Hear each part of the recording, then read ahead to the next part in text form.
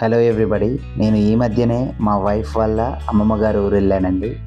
ఎందుకంటే ఆ ఊరిలో కొత్తగా శివాలయాన్ని నిర్మించి ధ్వజస్తంభ ప్రతిష్టాపన చేశారు. సో ఆ సందర్భంగా తీసిన వీడియోనే ఇది. సో ఆ ఉత్సవంలోని విశేషాలేంటో ఈ వీడియోలో చూద్దాం. వెల్కమ్ టు మనది స్మార్ట్. ఈ ఉత్సవం ముచ్చటగా 3 రోజులు జరిగింది. దీనిలో భాగంగా మొదటి 2 రోజుల్లో ఈ ఊరి ఆడపడుచులు రాగి బిందెల్లో నీళ్లను తీసుకొచ్చి అభిషేకం చేయాలనేది ఒక సాంప్రదాయం. సో అందుకని మా వైఫ్ కూడా నీళ్ళతో అభిషేకం చేయడానికి రెడీ అయింది. ఇప్పుడు వీళ్ళు ధ్వజస్తంభానికి అభిషేకం చేయడానికి బిందెల్లో వాటర్ తీసుకొని బయలుదేరారు. నిజానికి మా వైఫ్ ఆ ఊరి ఆడపడుచు కాదు, కోడలు కాదు. కానీ మా వైఫ్ వాళ్ళ మదర్ తన చిన్నప్పుడే చనిపోయింది. సో వాళ్ళ ఇంట్లో తనే పెద్ద కూతురు కావడంతో వాళ్ళ మదర్కి బదులుగా తను ఆ ధ్వజస్తంభానికి అభిషేకం చేసింది. మా వైఫ్ వాళ్ళ మదర్ వాళ్ళు 3 అక్క చెల్లెలు, 1 అబ్బాయి. అందులో పెద్ద ఆమె మా వైఫ్ వాళ్ళ మదరే. అందుకే మా వైఫ్ ముందు నిలబడింది. ఇక మధ్యలో ఉంది మా వైఫ్ వాళ్ళ పెద్ద పిన్ని. ఇక ఆ తర్వాత ఉన్నది మా వైఫ్ వాళ్ళ చిన్న పిన్ని కూతురు. అందరికంటే చివరిగా ఉంది మా వైఫ్ వాళ్ళ మేనమామ కూతురు. తను ఆ ఊరి ఆడపడిచే అవుతుందిగా, అందుకని తను కూడా అభిషేకానికి బయలుదేరింది. ఆ విధంగా మొదటి 2 రోజుల్లో ఆ ఊర్లోని అందరూ ఆడపడుచు రాగి బిందెల్లో నీళ్లను తెచ్చి ఆ ఆలయ ప్రాంగణంలోని ధ్వజస్తంభానికి మరియు విగ్రహాలకు అభిషేకం చేశారు.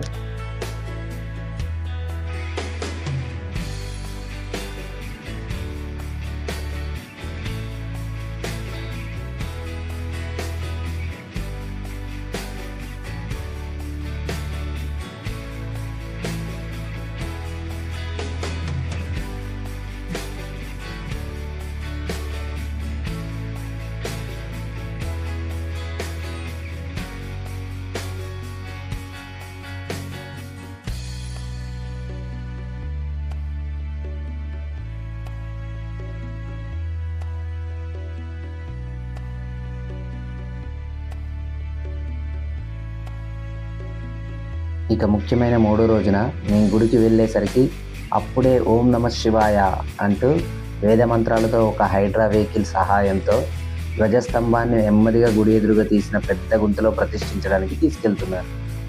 ఆ సమయంలో ఒకవేళ ఏదైనా పొరపాటు జరిగి ధ్వజస్తంభం మీద పడే ప్రమాదం ఉంటుందని మమ్మల్ని అందరినీ బయటే ఆపేశారు. కానీ కొద్దిసేపటికి నేను వీడియో తీయడం కోసం అక్కడున్న ఒకరిని రిక్వెస్ట్ చేసి గుడి లోపలికి వెళ్ళాను. అలా దగ్గరుండి వీడియో తీశాను.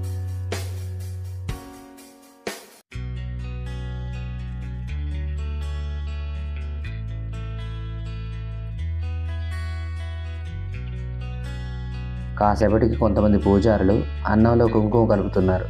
దీన్ని మా దగ్గర బలి చల్లడం అంటారు. అదే సమయంలో అక్కడ ఆ బలి ముందు చాలామంది కొబ్బరికాయలు కొడుతున్నారు.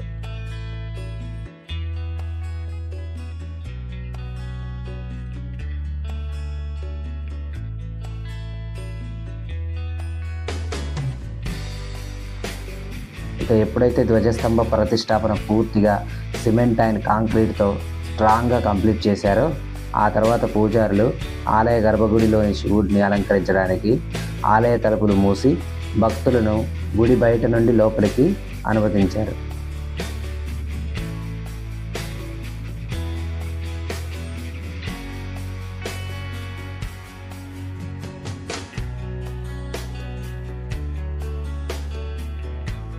మళ్ళీ శివుడి విగ్రహానికి అలంకరణ పూర్తయిన తర్వాత తలుపులు తెరిచారు. అప్పుడు అలా చూడగానే ఆ విగ్రహం చాలా నిండుదనంగా అనిపించింది. ఇక్కడ ఈ శివుడు మహాలింగేశ్వర స్వామిగా కొలువై ఉన్నాడు.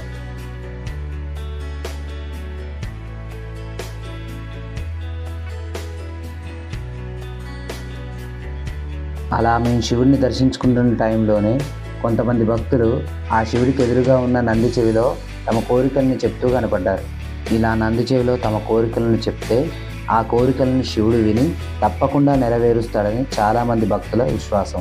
మీరు కూడా ఎప్పుడైనా ఇలా చెప్పారా? తప్పకుండా కామెంట్ చేయండి. అలా మేము శివుడిని దర్శించుకున్నాక పక్కనే ఉన్న ఆంజనేయ స్వామి విగ్రహం దగ్గరికి వెళ్ళి ఆయన్ని కూడా దర్శించుకున్నాం. ఇక ఆ తర్వాత మేము ఆలయం వెలుపలకు వచ్చేసాం.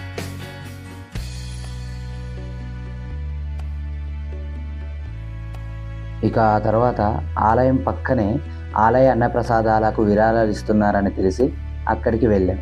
అక్కడ మాకు తోచినంతలో ఏదో ఉడతా భక్తిగా కొన్ని డబ్బులు అయితే ఇచ్చాం. ఈ మహా అన్న కళ్యాణ కార్యక్రమానికి 120 రూపాయలు విరాళంగా ఇచ్చారండి.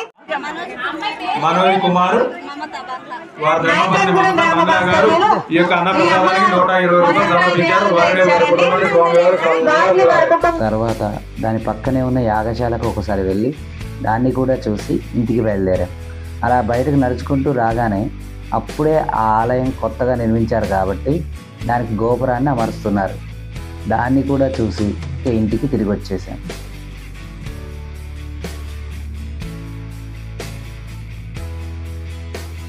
సో ఇవండి కొత్తగా నిర్మించిన శివాలయం యొక్క లింగ ప్రతిష్ట మరియు ధ్వజస్తంభ ప్రతిష్ట విశేషాలు.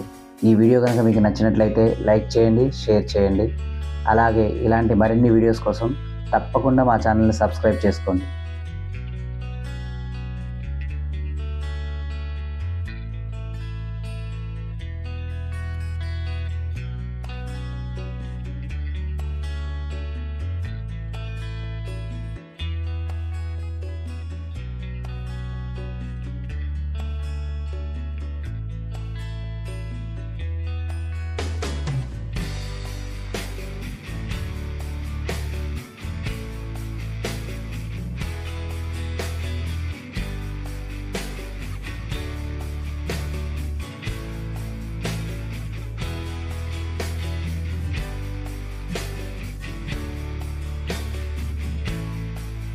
Thank you.